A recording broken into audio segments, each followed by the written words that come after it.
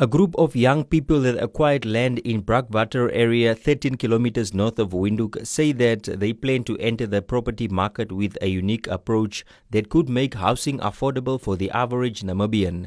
On a 50-hectare piece of land, they target nearly 800 units. We've looked and studied around what the property market has to offer.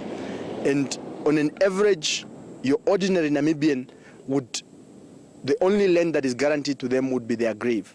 So therefore, we sat around with a team of professionals to see how do we best address or how do we best do an intervention within the property market in making sure that at least we do a significant contribution to an ordinary Namibian. So who is this ordinary Namibian that we're talking about? We're talking about a security guard. We're talking about a domestic worker.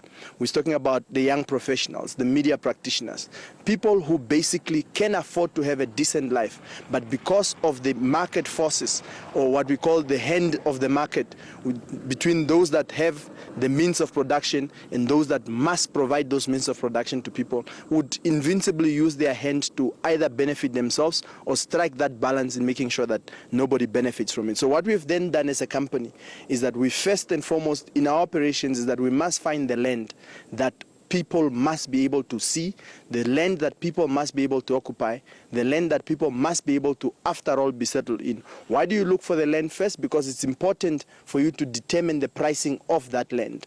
Because if we were to get land in the city of Windhoek, we are still in the boundaries of the city, but within the confinements of the city's land, then what you then happen is that it would essentially mean that the price would be determined by those that must control the services and infrastructure. Asked on the payment method, Noyoma said that they will exclude financial institutions and thereby disrupt the current norm.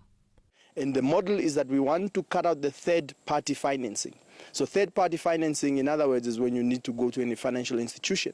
So we then want you to be able to make the little contribution that you can from your earnings that you have, and that doesn't tie you to a 20-year marriage, 25 years, 30 years, or somebody always looking down on or breathing down your neck, always saying you've not paid your installments, if you've not paid for 30 days, you've not paid for 90 days. After you've not paid for 90 days, then the person comes and repossesses your property that you've been paying for 18 years of your life. So these are the case studies that we have. So we want to say that let's give you access to this land, which is serviced. You have access to your own plan, you have access to your own plot. You can determine when and how you want to construct. But it must be in compliance with the Homeowners Association that will determine the rules of engagement ultimately. Another representative, Michael Amushelelo, says the initiative is solution-driven towards addressing the housing crisis and led by young people. Spend almost about 2 billion to 3 billion on alcohol every single year.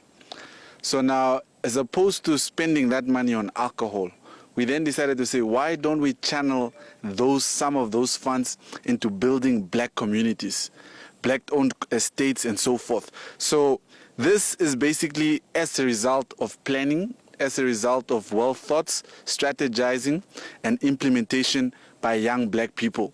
Often people look at young people and they say, but yeah, young people are not doing anything. They just want to be roaming the streets. They just want to be drinking and all sorts of things. But we decided to say that we have the energy. We have the ideas. Let us show our leaders that we can actually start our own communities as opposed to waiting for them either to give us shelter through mass housing or their initiatives that are forever taking hundreds of years. So what we're saying is that here is the community that is being started by young people. Today we are here for the unveiling of the billboard so that everybody can see, touch and smell the land. You see, often when we advertise these things on our social media, people often ask us, but where is the land? How can we touch it? Is the land real? Is it really there?